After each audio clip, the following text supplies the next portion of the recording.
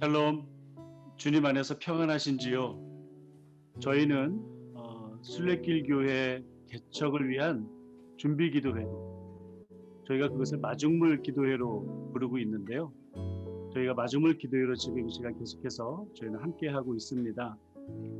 마중물이라고 하는 것은 우물의 물을 빚기 전에 땅 깊숙이 박혀 있는 그 파이프에 작은 양의 물을 붓는 것을 말합니다.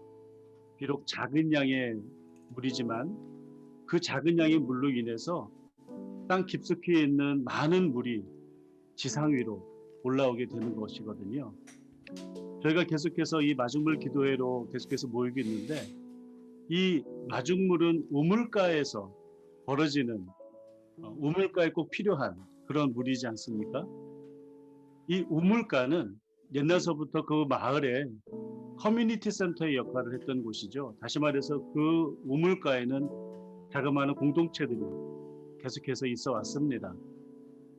그곳에서 삶의 여러 가지 이야기도 하고 고민도 나누고 때로는 그곳에서 해결책을 얻기도 합니다. 우리 마중물 기도회가 그러한 기도회가 되었으면 좋겠습니다. 우리들 삶에 있는 여러 가지 기도 제목들이 이 기도회를 통해서 기도하는 가운데에 하나님 주시는 그 은혜를 충만히 누리시는 우리 모두가 되시기를 주님의 이름으로 축원드립니다. 저희는 줌을 통해서 라이브로 기도회로 모이기도 하고, 또한 이 시간 유튜브로 생방송으로 진행이 되어서 줌과 유튜브 이 두 가지 미디어를 통해서 우리 기도회를 참여하실 수가 있게 됩니다. 이 두 매체를 통해서 참여하신 우리 모든 분들 환영하고 축복합니다. 이 시간 저희들 마음을 모아서 은혜를 사모하는 마음으로 마중물 기도회를 시작할 수 있도록 하겠습니다. 다시 기도하겠습니다. 주님께서 주시는 힘을 얻고 마음이 이미 시온의 순례길에 온 사람들은 복이 있습니다. 주님, 시온의 순례길에서 주님과 동행하게 하옵시고, 우리 함께하는 순례길 공동체 안에서 주님의 인도하심을 깨달으며 저희들의 삶에 있는 여러 가지의 기도 제목들을 주님 안에서 내려놓고 또한 응답받는 귀한 시간 될 수 있도록 인도하여 주시옵소서. 주님 이 시간 함께하여 주시옵시고 홀로 영광 받으옵소서. 예수님의 이름으로 기도합니다. 아멘.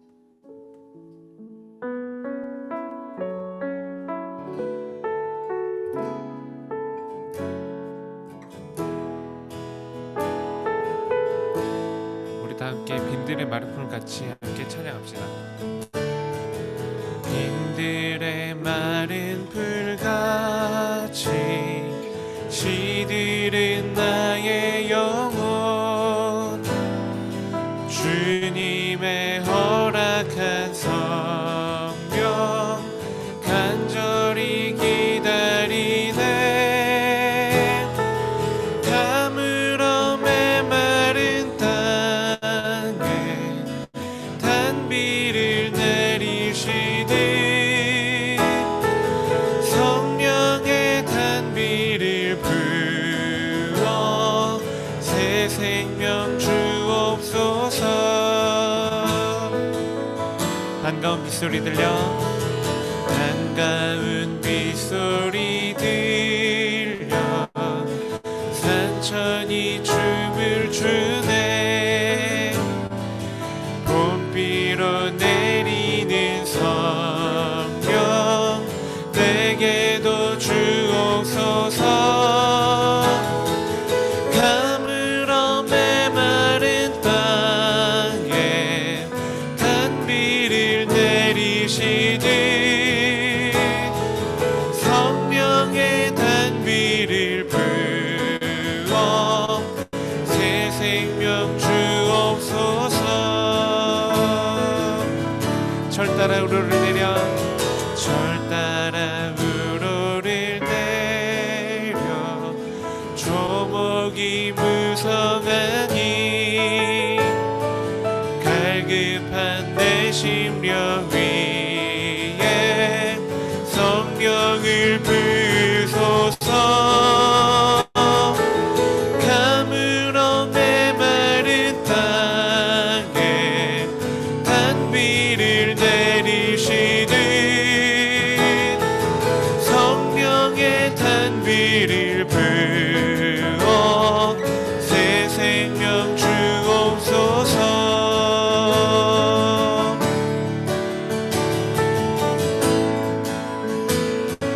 참되신 사랑이었냐? 참되신 사랑의 언약 어길 수 있사오랴. 오늘의 흡족한 은혜 주실 줄 믿습니다. 가물어 메마른 땅에 단비를 내리시는 성령의 단비를 부어 새 생명 주옵소서. 가물어 메마른 땅에 가물어 메마른 땅에 단비를 내리시는 성령의 단비를 부어 새 생명 주옵소서.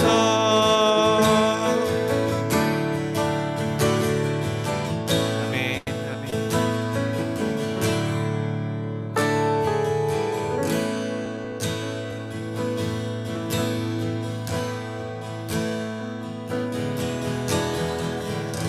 나의 영혼이 잠잠히 하나님만 바라며 나의 구원이 그에게서 나는도다.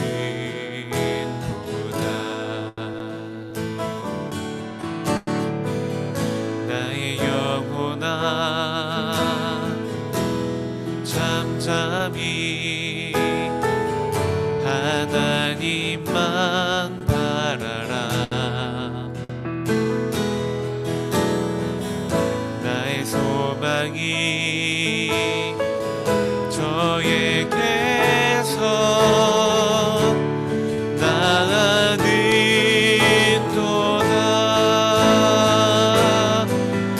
오직 주만이 나의 반석 나의 구원이시니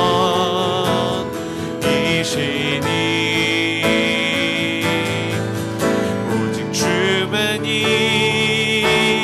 나의 산성 내가 요동치 아니하리.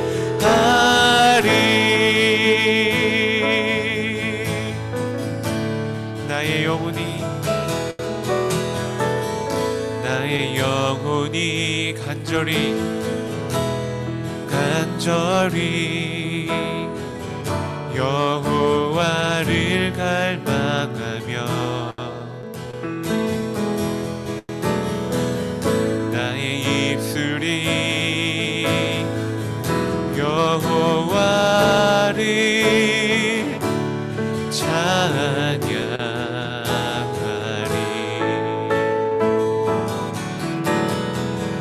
나의 영혼이 즐거이 여호와를 따르리니 나의 평생에 여호와를 송축하리. 오직 주만이 나의 반석 나의 구원이시니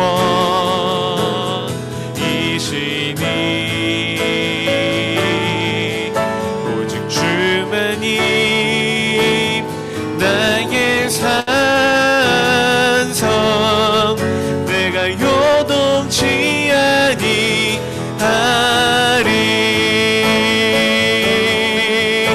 오직 주만이 나의 반석 나의 구원이시니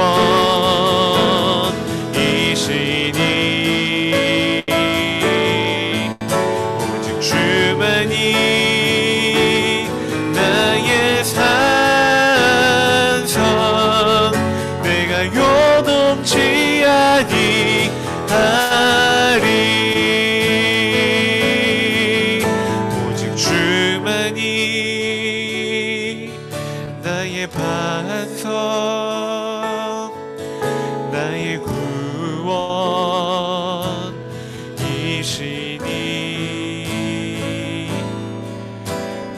주만이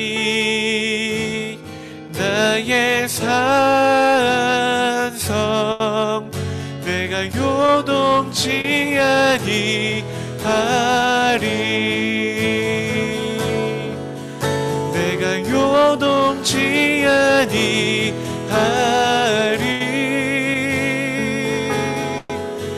내가 요동치 아니하리.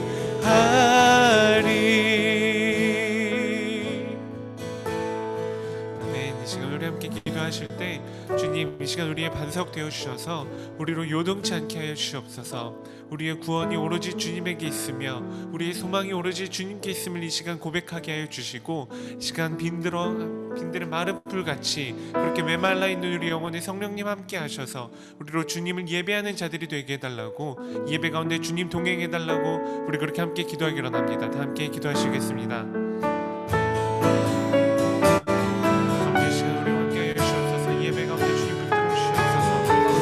예배를 통해 우리의 소망이 오로지 주님께 있음을 고백하게 하여 주시고, 아버지 우리의 구원이 오로지 주님께 있음을 우리가 인정하게 하여 주시옵소서. 아버지 주님 붙들어 주시옵소서. 아버지 주님께 위해서 받으시옵소서. 아버지 우리 생각에 우리 마음에 주시옵소서. 아버지 주님 찾게 하여 주셔서 살아가게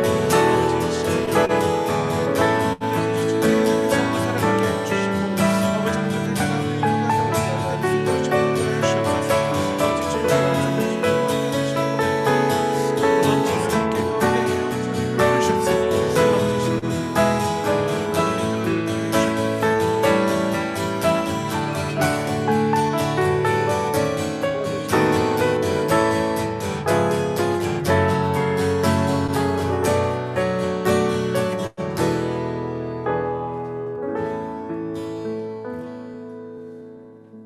기도하겠습니다.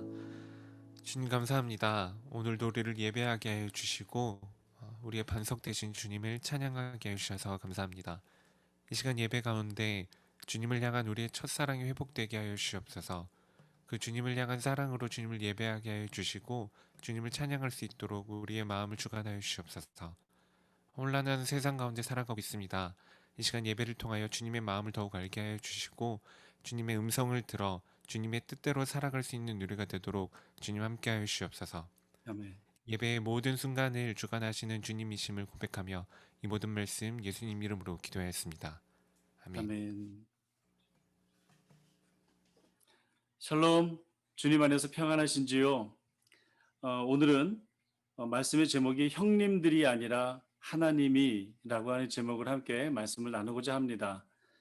오늘 말씀은 창세기 45장 1절로부터 15절까지 말씀인데요. 우리 다 같이 말씀을 함께 읽어보도록 하겠습니다.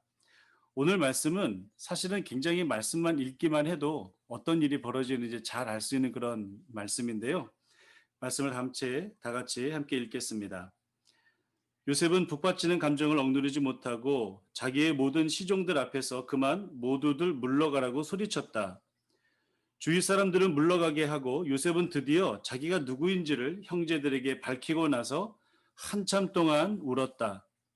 그 울음소리가 어찌나 크던지 밖으로 물러난 이집트 사람들에게도 들리고 바로의 궁에도 들렸다. 내가 요셉입니다. 아버지께서 아직 살아계시다고요? 요셉이 형제들에게 이렇게 말하였으나 놀란 형제들은 어리둥절하여 요셉 앞에서 입이 얼어붙고 말았다. 이리 가까이 오십시오 하고 요셉이 형제들에게 말하니 그제야 그들이 요셉 앞으로 다가왔다. 내가 형님들이 이집트로 팔아넘긴 그 아우입니다. 그러나 이제는 걱정하지 마십시오. 자책하지도 마십시오.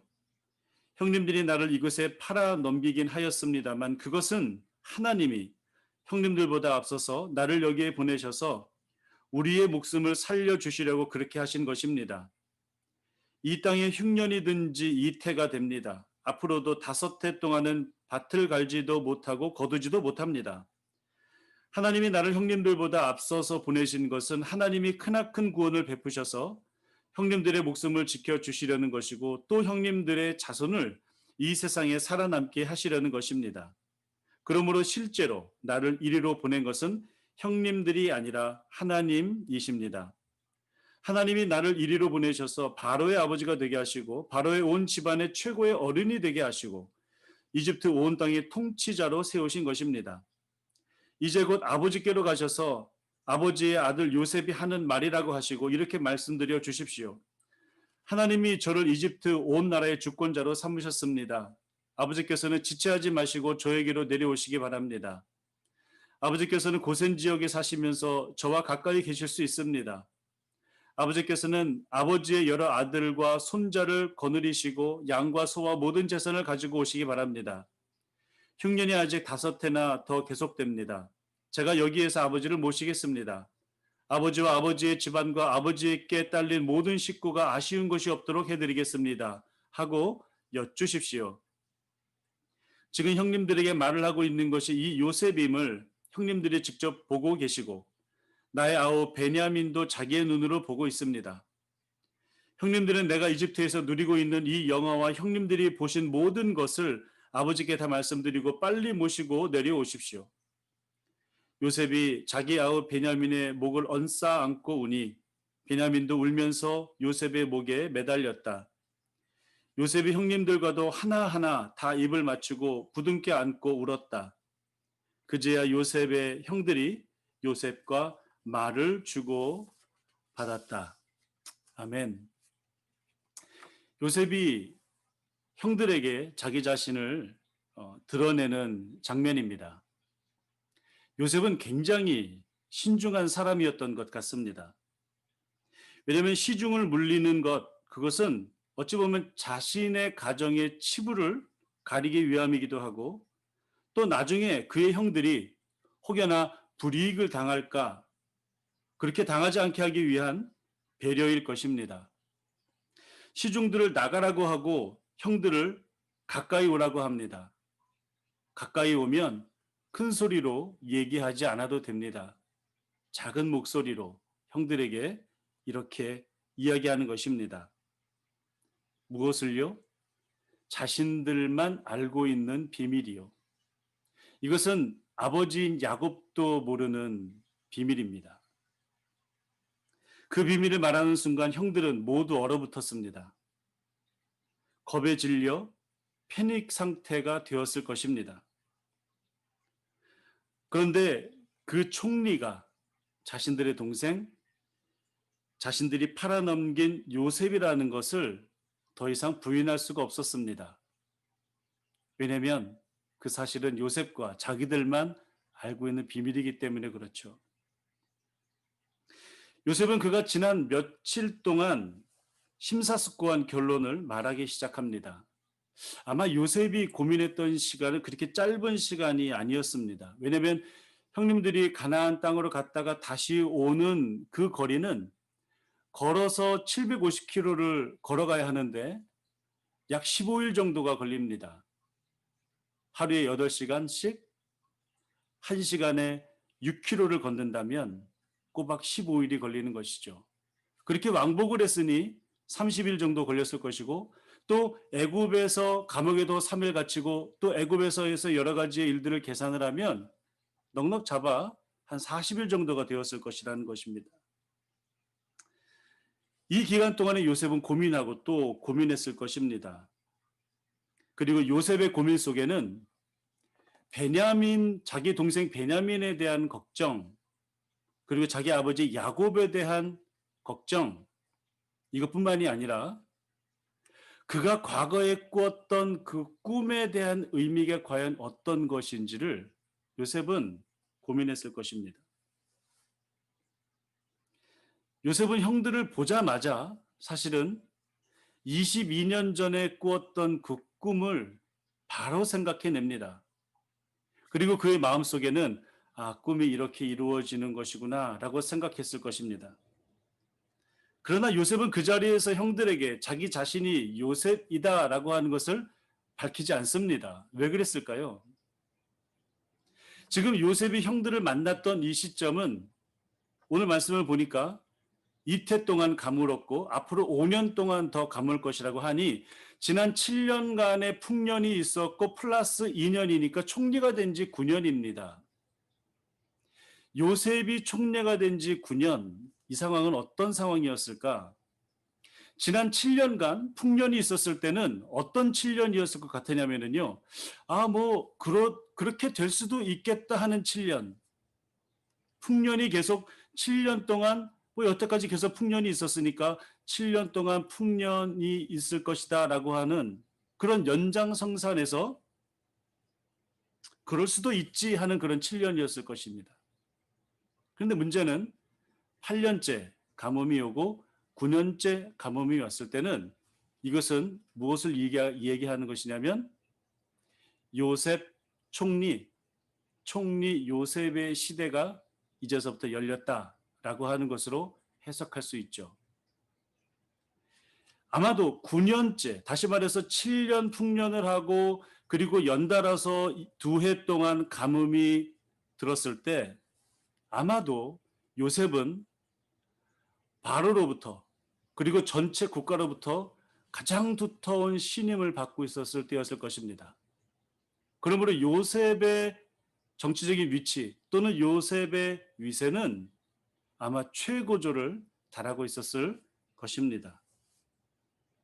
스스로 바로의 아버지라고도 얘기도 하고 애굽 전국을 통치하는 통치자가 되었다라고 얘기할 정도이니까 요셉의 어떤 애굽에서의 위치는 가히 의심할 여지가 없을 것입니다.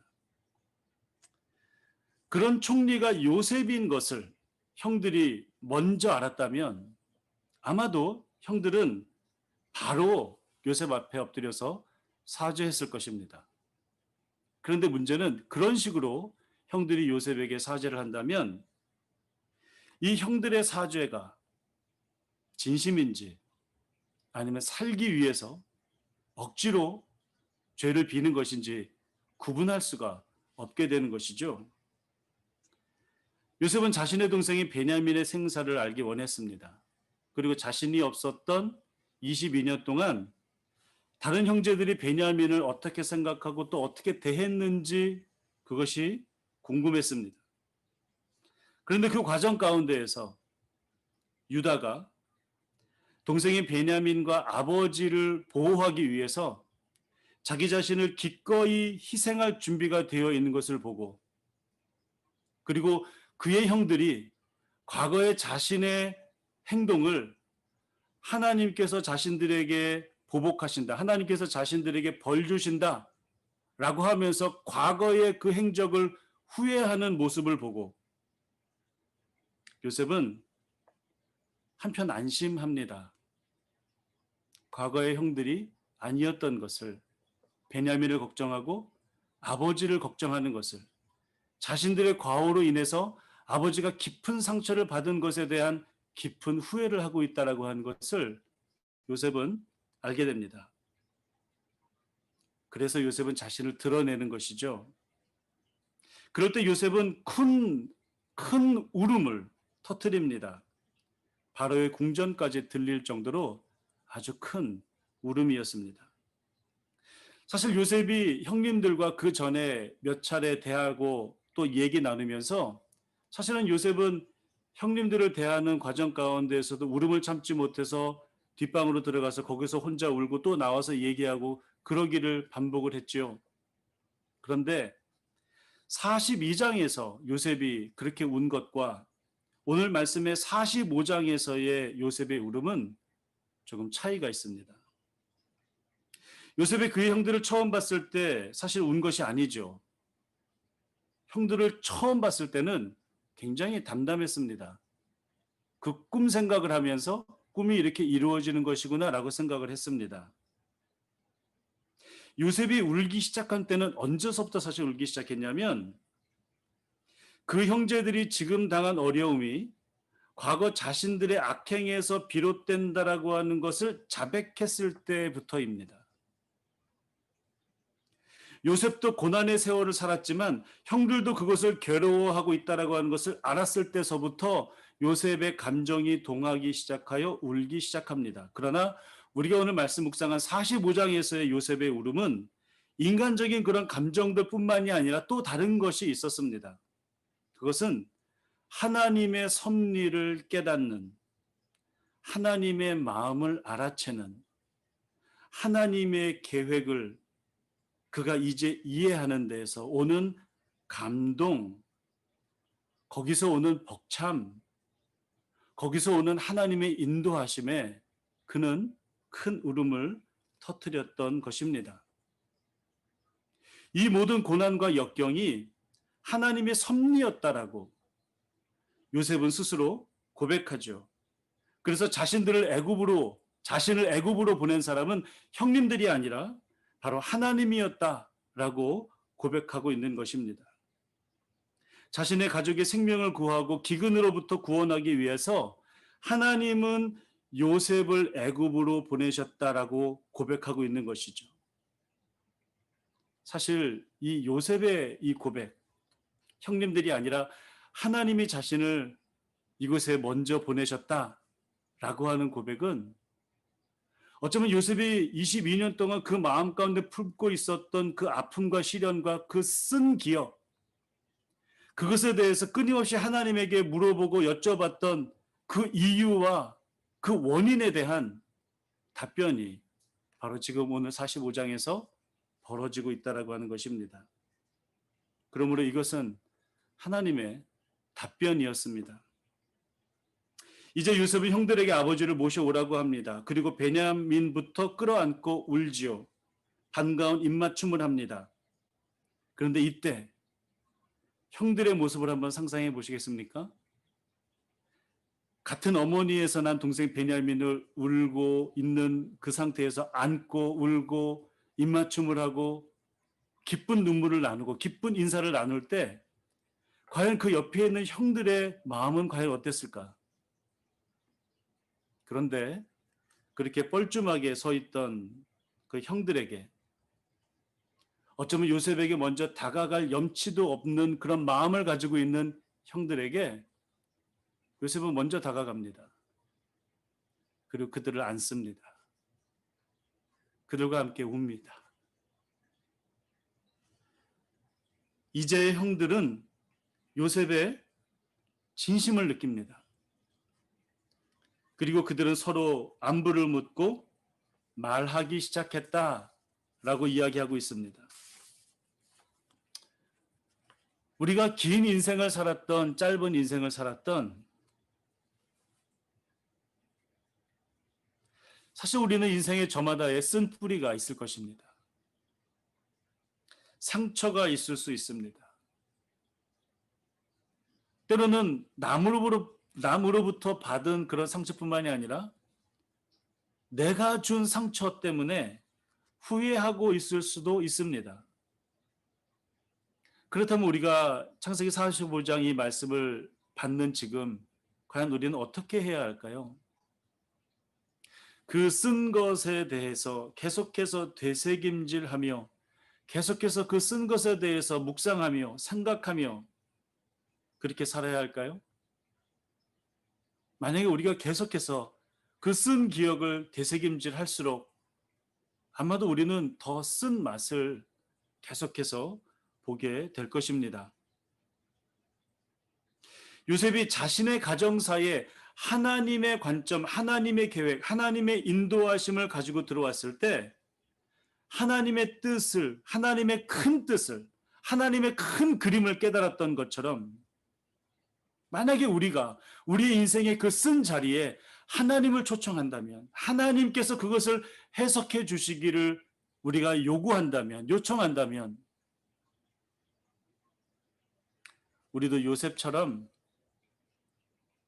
그것을 깨닫고 이해하고 더욱더 하나님을 신뢰할 수 있지 않을까. 그러므로 우리는 그 쓰고 아픈 칙칙한 그 기억의 자리에서 일어나야 할 것입니다. 요셉이 형들을 용서하고 또 그들과 화해했다라고 하는 것이 오늘의 내용이지만 사실은 용서와 화해 이전에 먼저 선행되었던 것이 있습니다. 그것은 요셉 안에 있던 요셉 인생의 치유였습니다. 우리가 먼저 치유되고 회복되어야 비로소 우리는 용서도 할 수 있게 되고 화해할 수 있게 됩니다. 왜냐하면 화해는 하나님이 주신 샬롬이기 때문에 우리가 그 화해의 길로 나가야 하는 것입니다. 그것이 요셉처럼 22년이 걸릴지 아니면 그보다 더 짧게 걸릴지는 모르지만 우리가 먼저 우리 안에 회복이 있어야 그 아픈 기억에서부터 오는 그 상처, 아픈 기억에서 오는 그 쓴 맛을 더 이상 우리가 느끼지 않을 수 있다라고 하는 것입니다. 우리는 하나님의 큰 그림이나 깊은 깨달음을 얻었을 때 감동합니다. 눈물을 흘립니다. 내가 걸어온 그 고난의 길을 나 혼자 걸어온 것이라고 생각했었는데 알고 보니까 그 고난의 여정 내내 하나님께서 함께 하셨다는 것을 알았을 때 우리는 감동하고 눈물을 흘립니다. 바로 그 순간이 우리가 하나님을 만나는 순간이기 때문에 그렇죠.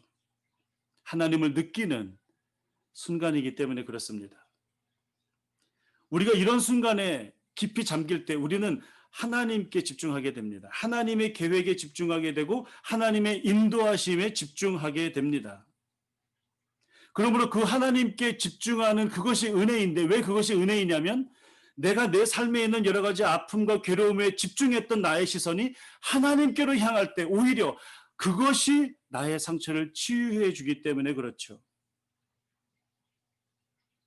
45장에서의 요셉의 울음, 그것은 서름과 기쁨과 감동의 여러 감정들이 어우러진 치유의 시간이었습니다.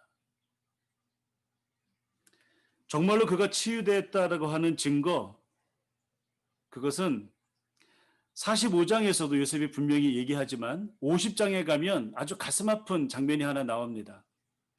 야곱이 죽게 되었습니다. 그랬더니 형들이 요셉을 두려워하기 시작합니다. 형들이 긴장하죠. 그런 형들에게 요셉이 형님들을 안심시킵니다.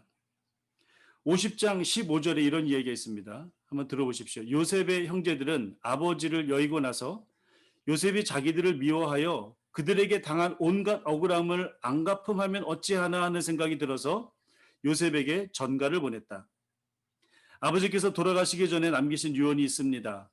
아웃님에게 전하라고 하시면서 너의 형들이 너에게 몹쓸 짓을 저질렀지만 이제 이 아버지는 내 형들과 형들의 허물과 죄를 용서하여 주기를 바란다 하셨습니다. 그러니 아웃님은 우리 아버지께서 섬기신 그 하나님의 종들인 우리가 지은 죄를 용서하여 주시기 바랍니다. 여전히 형들은 요셉을 두려워했습니다. 그 소식을 들은 요셉은 웁니다. 요셉은 이 말을 전해 듣고서 울었다. 곧 이어서 요셉의 형들이 직접 와서 요셉 앞에 엎드려서 말하였다. 우리는 아우님의 종입니다.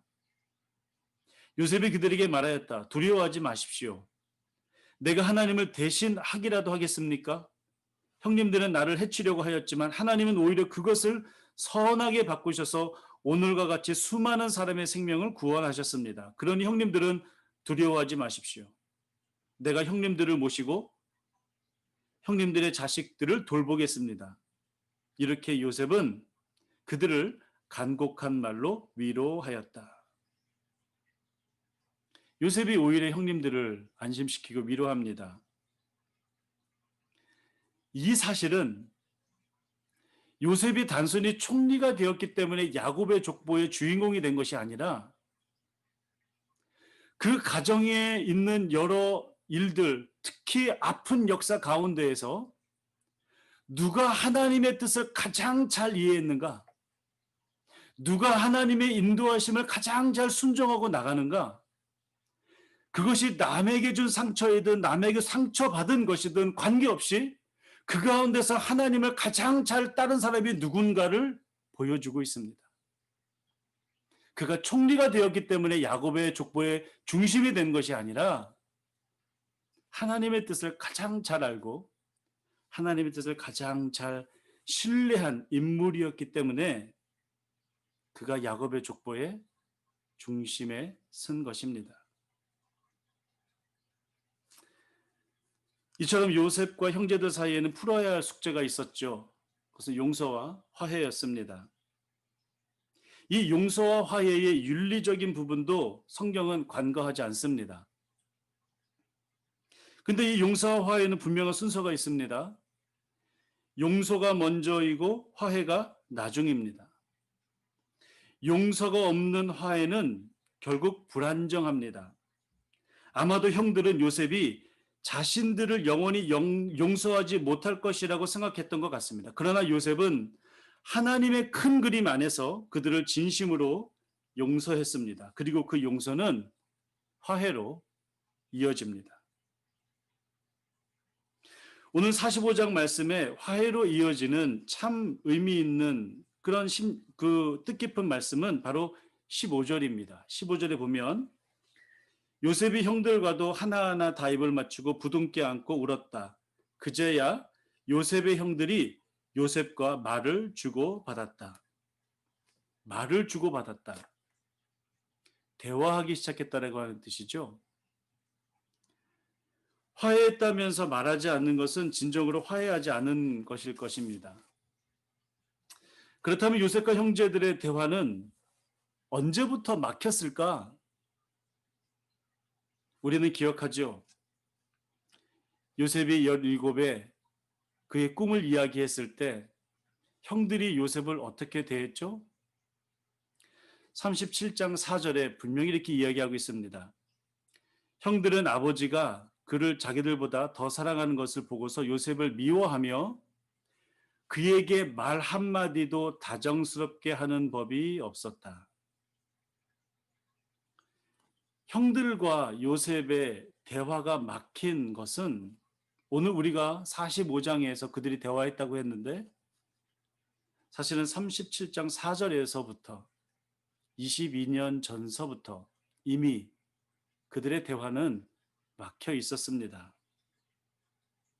이때부터 형들과 요셉은 대화하지 못한 상태였던 것입니다. 비록 아버지 야곱 때문에 생긴 그런 불화였지만 아버지의 편애 때문에 생긴 분노였지만 이제야 비로소 그들은 서로 말하게 된 것입니다.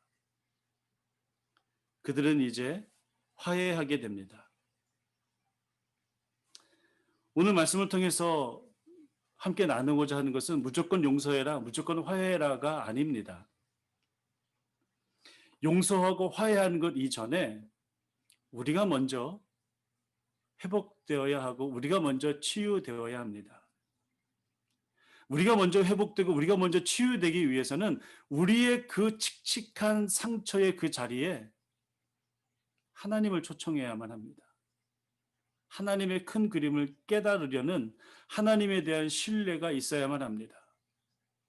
나의 아프고 힘든 그 지점에 하나님을 초청하는 것, 그것이 바로 믿음입니다. 하나님께서 나와 함께 하시고 나의 일생의 모든 것을 주장하신다는 그 믿음이 있을 때 우리는 우리 안에 있는 깊이 묻어놓았던 그 치부와도 같은 그 상처의 자리를 하나님께 드릴 수 있다고 하는 것입니다. 그러므로 무조건 용서하자, 무조건 화해하자 이것이 아니라 하나님께 맡기자는 것입니다. 하나님을 신뢰하자는 것입니다. 왜냐하면 하나님은 우리 인생의 어두운 그림자를 밝게 비추실 분이시고 우리 안에 있는 여러 가지 상처를 하나님께서는 선하게 쓰실 것이기 때문입니다. 그러므로 우리 안에 있는 여러 가지 힘든 문제들과 상처들과 여러 가지 어두운 부분들은 결코 나쁜 것이 아닙니다. 하나님께서 반드시 그것을 선하게 사용하실 것입니다. 그러므로 그때까지 기다리고 인내하고 하나님을 의지하고 하나님께 그것을 맡기자라고 하는 것입니다. 우리가 지금 만약 믿음의 백성으로 산다면 이 야곱의 족보를 이야기할 때 이 창세기는 야곱이라는 이름을 무엇으로 바꾸냐면 이스라엘로 바꿉니다. 왜냐하면 야곱의 또 다른 새로운 이름이 이스라엘이었기 때문에 그렇죠. 그러므로 이스라엘의 족보의 중심에 요셉이 쓴 것입니다. 그렇다면 우리는 믿음의 백성으로서 이 땅에 이스라엘 자손의 영적인 자손인데 우리가 요셉의 길로 가야 하지 않겠습니까? 하나님의 큰 그림 속에서 내가 있음을 인정하고 하나님을 신뢰하고 그분 앞에 우리의 무거운 짐을 내려놓는 것이 어떨까요? 이 시간 줌으로 참여하시고 또 유튜브로 참여하시는 우리 많은 순례길 식구들, 이제는 우리 순례길을 걸어가야 합니다. 순례길을 걸을 때 자기 몸무게의 10분의 1의 짐을 걸어가야 한다고 지난번 말씀드렸죠. 필요하지 않은 것, 이거 가져가면 어떨까 하는 것, 그거 내려놔야 한다고 말씀드렸죠. 혹시 우리가 순례길을 가는 우리의 등봇짐에 우리의 상처도 들어있습니까? 우리의 아픈 과거도 들어있습니까?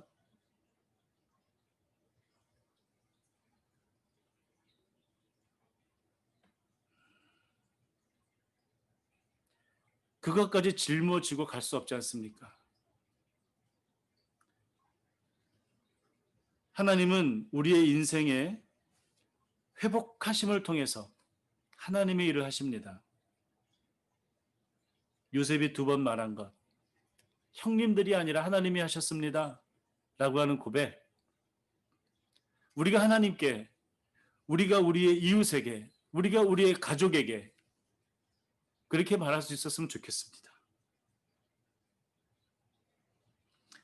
요셉이 형님들에게 형님들이 아니라 하나님이십니다, 하나님이 하셨습니다 하신 것처럼 우리가 우리의 아픈 기억이 아니라, 그 어떤 사람이 아니라, 그 어떤 사건이 아니라 우리에게 그렇게 인도하신 것은 하나님이셨습니다 라고 하는 고백이 우리 안에 있었으면 좋겠습니다. 그렇게 순례길을 걸어갈 수 있는 우리 모두가 된다면 우리 몸무게의 10분의 1을 만큼의 등짐을, 그 등봇짐을 지고 갈 수 있지 않을까요? 짐을 줄입시다. 그리고 하나님께 맡깁시다. 그리고 그 길을 걸어갑시다. 이 시간 하나님 앞에 기도하기 원합니다.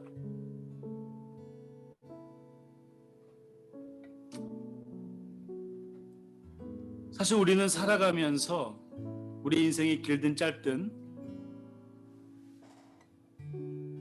그 아픈 기억이 있을 것입니다. 쓴 나물처럼 쓴 뿌리가 있을 수도 있습니다. 그것이 남에게 받은 상처이든 내가 준 상처이든 사실은 둘 다 후회스럽습니다. 이 시간 하나님 앞에 그 모든 것을 아시고 그 모든 것을 선하게 인도하실 하나님 앞에, 그 보좌 앞에 우리의 짐을 내려놓는 그런 기도를 하나님께 드리면 어떨까요? 용서하라는 것이 아니라 화해하라는 것이 아닙니다. 회복하자라고 하는 것입니다. 하나님, 저의 마음을 회복시켜 주시옵소서. 나의 짐을 대신 책임져 주시옵소서. 주님의 십자가 앞에, 주님의 보좌 앞에 그 짐을 내려놓을 수 있도록, 결단할 수 있도록 인도하여 주시옵소서. 제가 다 같이 기도하겠습니다. 아버지 하나님,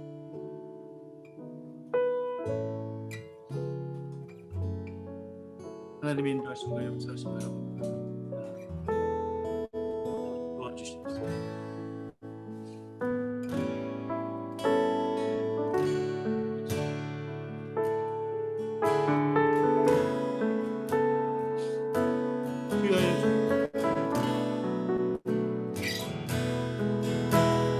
회복시켜 주시옵소서.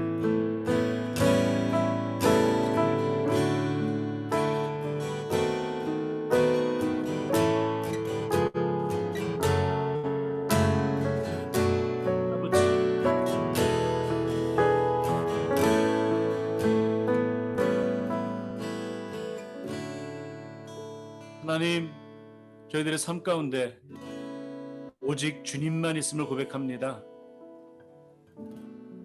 어떠한 걸림돌도 저희를 멈출 수 없고 어떠한 큰 바위도 저희를 막을 수 없습니다. 왜냐하면 우리는 시온의 순례길로 걸어가기로 작정했기 때문에 그렇습니다. 그 길이 바로 예수님이고 그 길이 향하는 곳이 바로 예수님이기 때문에 그렇습니다. 그러므로 아버지 하나님, 이 시간 저희들 그 순례길을 걸어가는 데 있어서 저희의 짐을 가볍게 할 수 있도록 인도하여 주시옵소서. 그리고 하나님께서 하나님의 때에 하나님의 방법으로 저희를 용서의 길로, 화해의 길로 인도하실 때 저희가 먼저 용서하고 먼저 화해할 수 있는 요셉과 같은 사람, 큰 믿음을 가진 사람, 진정으로 성공한 사람, 이스라엘의 족보의 중심이 된 사람의 삶을 살아갈 수 있는 우리 모두가 될 수 있도록 주님 역사하여 주시옵소서. 그런 순례길을 걸어가는 우리 모든 순례길 식구들 한 사람 한 사람의 마음을 만져주시고 위로하여 주시고 회복시켜 주시옵소서. 그리고 저희들 마음 깊은 곳에 있는, 깊은 곳에 침잠해 있는 그 흙탕물을 주님께서 맑게 하여 주시고 세상 어떤 것에서도, 하나님 앞에서도 어떠한 꺼리낌이 없는 믿음의 자녀로 걸어갈 수 있도록 인도하여 주시옵소서. 감사하며 예수님의 이름으로 기도합니다. 아멘. 이 시간 저희들 함께 기도하는 기도 제목은 먼저 순례길 교회 개척을 위해서 먼저 좀 기도했으면 좋겠습니다. 우리 매주마다 계속해서 같은 기도 제목으로 기도하고 있지만 우리 순례길 교회의 개척 준비하는 기간 동안에 우리 모두가 한 마음이 될 수 있도록 기도해 주시고 또 개척에 필요한 모든 것도 공급해 주시고 또한 개척과 함께할 많은 동역자들 공급해 달라고 하나님께서 기도드리시고 또한 우리 순례길 교회 사역자들 그리고 함께 기도에 참여하는 우리 모든 가정들을 위해서 기도하기 원합니다. 그 무엇보다도 우리 순례길 교회가 앞으로 가져야 될 비전과 앞으로 감당해야 될 그 사명이 주님 안에서 아주 단순하고 심플하고 가볍게 갈 수 있도록 기도하기 원합니다. 하나님만 바라보고 나갈 수 있는 순례길 될 수 있도록, 하나님만 의지하며 그 길을 걸어갈 수 있는 순례길 될 수 있도록, 사람의 말이나 사람의 시선이나 사람의 걱정이나 그런 모든 것 다 내려놓고 오로지 하나님만 바라볼 수 있는 순례길 될 수 있게 해달라고 이 시간 다 같이 기도하며 나가겠습니다. 다 같이 기도합시다. 아버지 하나님 함께해 주시기 되신 주님의 은혜 가운데 아버지 하나님 우리 순례길 교회 개척을 위해서 하나님이 교회가 하나님의 교회가 되어 주시옵소서. 하나님께서 역사하시는 교회가 되어 주시옵소서. 하나님께서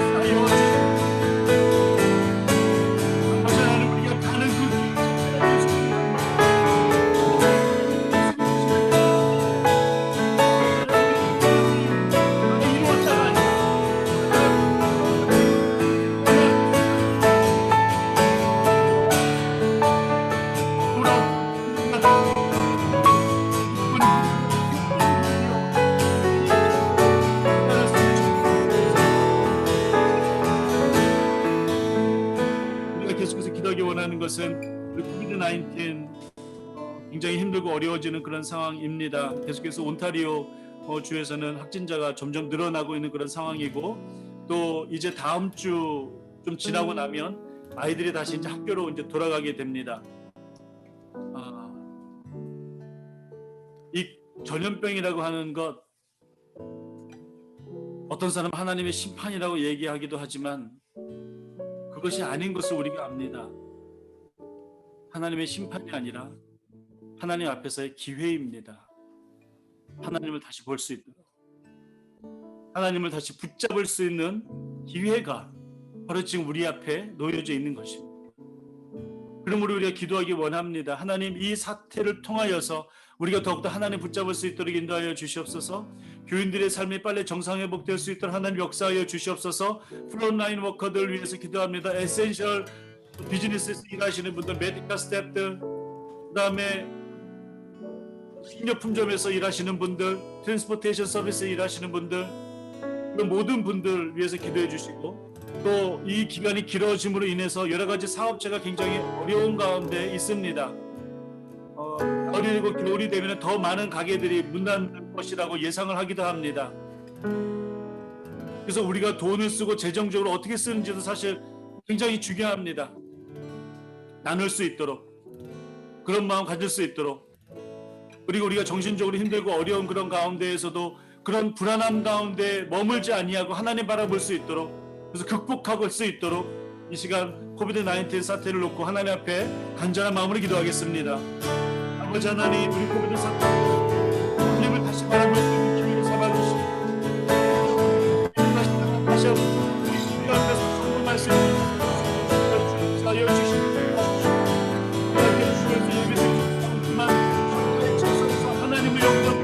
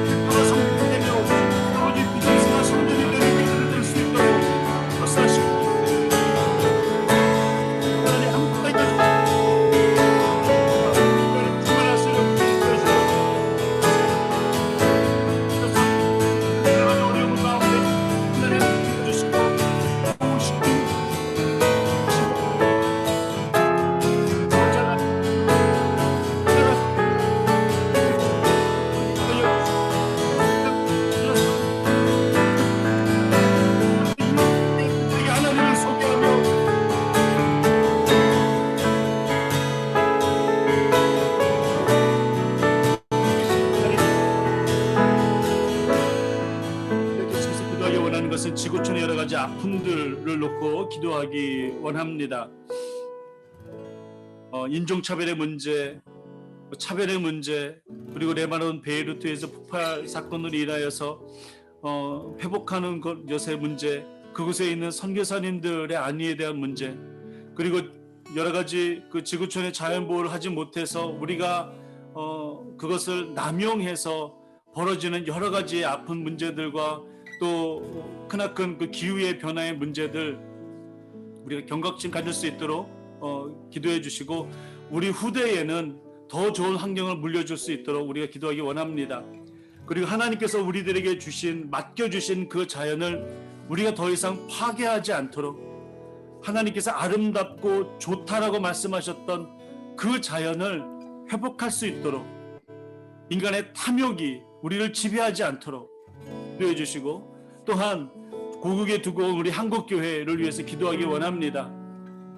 교회가 정치적으로 호도되지 않도록, 잘못된 것을 잘못된 것으로 얘기할 수 있는 교회가 될 수 있도록, 그래서 하나님 말씀의 기준에서 모든 것을 판단할 수 있도록, 다른 신앙을 가질 수 있도록, 그러한 한국교회가 될 수 있도록 위해서 다 같이 기도할 수 있도록 하겠습니다. 아버지 하나님, 지구촌에 여러 가지 아픔이 있습니다. 아버지 하나님,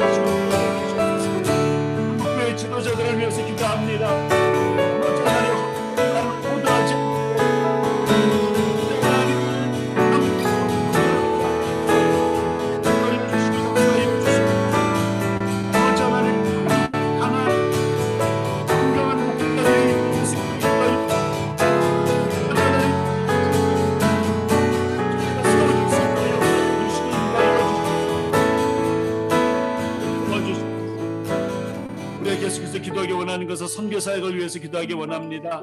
국내에서 선교 사역을 하시는 우리 선교사님들, 특별히 원주민 지역에서 선교하시는 많은 선교사님들이 계십니다. 위해서 기도해 주시고 그들의 가정을 위해서 또한 기도해 주십시오.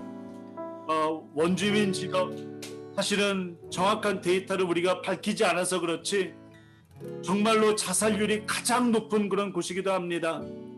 원주민 지역 한 가운데로 철길이 지나가기도 합니다. 그런 곳에서 많은 사람들이 몸을 던져 그 목숨을 스스로 끊는 곳이 그런 어떻게 보면 비참한 원주민 지역입니다. 그곳에서 그들의 영혼을 살리고 그들의 그들의 생각을 다시 한번 살릴 수 있는, 그들의 심령을 살릴 수 있는 그런 사역을 감당하시는 선교사님들 함께 해달라고, 그들을 도와달라고 하나님께 기도하시기를 원합니다. 또한 우리 국내에서 사역하시는 선교사님뿐만이 아니라 해외에서 아주 어렵게 사역하시는 많은 선교사님들이 계십니다. 그리고 이 팬데믹으로 인하여서 선교지에서 강제적으로 나오게 되는 그런 선교사님들도 많이 계십니다.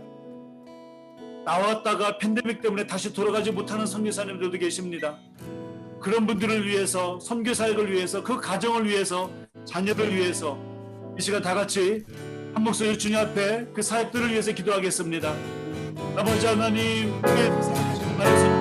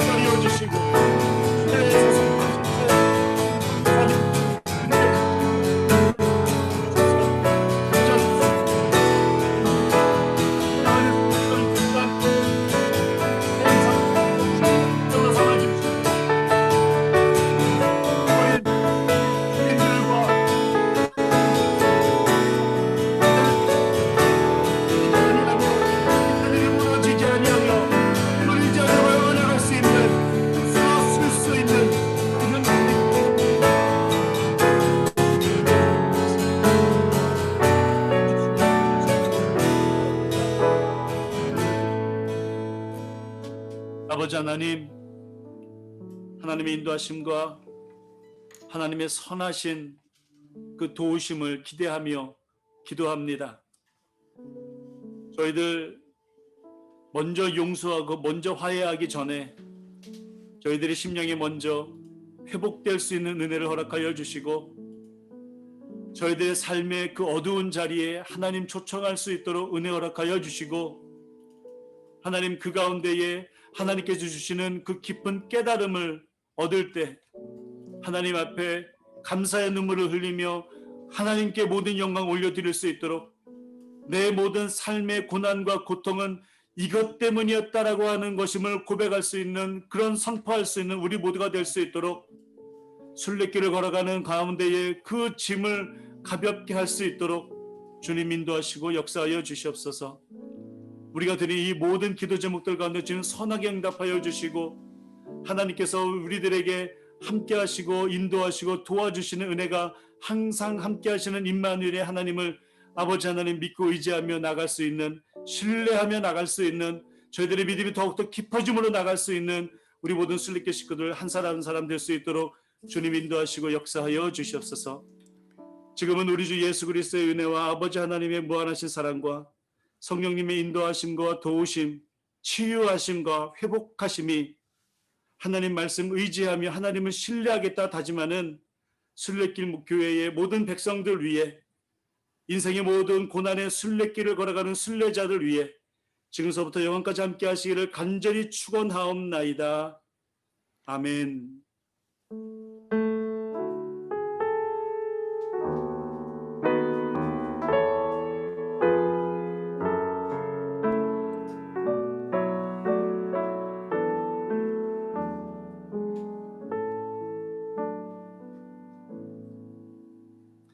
하나님께 영광의 또 감사의 박수 올려드리겠습니다. 네, 이 시간 저희 잠깐 광고 말씀 드리겠습니다.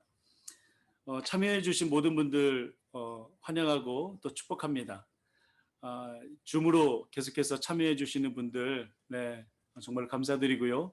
또 유튜브로 또 이 시간 함께 해주시는 모든 성도님들 감사드립니다. 저희가 비록 함께 모여서 예배 드리고 있지는 못하지만 이렇게 온라인 또는 SNS 이런 미디어를 통해서 함께 모여서 예배하고 있지요. 어떻게 보면 작은 공동체를 계속해서 우리가 만들어가고 있는 것입니다. 이 공동체를 세워가고 또 만들어가는 일에 함께해 주셔서 정말 감사드립니다. 그래서 줌으로 참여하신 분들, 유튜브로 참여하신 분들 모두에게 환영의 말씀, 감사의 말씀 드리고 싶습니다. 순례길 교회에 참여하고 싶으신 분들은 저에게 연락해 주시면 감사하겠습니다. 우리 유튜브 영상이 올라가면 거기에 그 영상을 소개하는 디스크립션 란을 보시면 제 이름과 연락처가 있고 저희 교회 웹사이트 안내 그 주소가 적혀져 있습니다. 웹사이트에 한번 들어와서 한번 보시고 또 저에게 연락해 주시면 참여할 수 있는 방법을 알려드릴 수 있도록 하겠습니다. 우리 예배 후에는 장년부와 청년부가 두 그룹으로 나누어서 또 온라인 펠로십을 합니다. 그래서 유튜브로 참여하시는 분들도 줌으로 이렇게 들어오시면 함께 또 이렇게 온라인으로 펠로십 계속해서 할 수 있으니까 편하게 그 유튜브로 참여하시다가 하나님께서 마음 주시면 그때 연락해 주시면 감사하겠습니다. 이 시간 저희들 파송 찬양 후에 예배 마치고 또 줌으로 참여하신 분들은 계속해서 스테이하고 계시고요. 유튜브로 참여하신 분들은 다음 주에 또 인사드릴 수 있도록 하겠습니다. 이 시간 저희 파송 찬양 하나님께 올려드리고 또 인사드리죠. 감사합니다.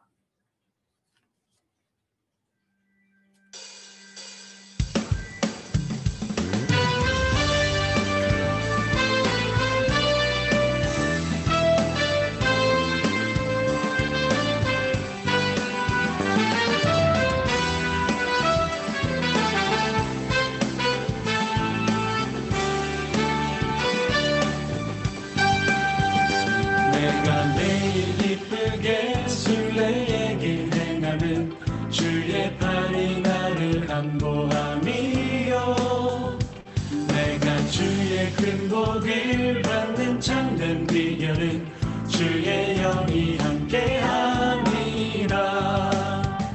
전에 죄에 빠져서 평안함이 없을 때 예수 십자가의 공로 힘입어 발 아래 엎드려 참된 평화 얻음은 주의 영이 함께합니다. 성령이 계시네 할렐루야 함께하시네 좁은 길을 걸으며 만나 기뻐하는 것 주의 영이 함께합니다.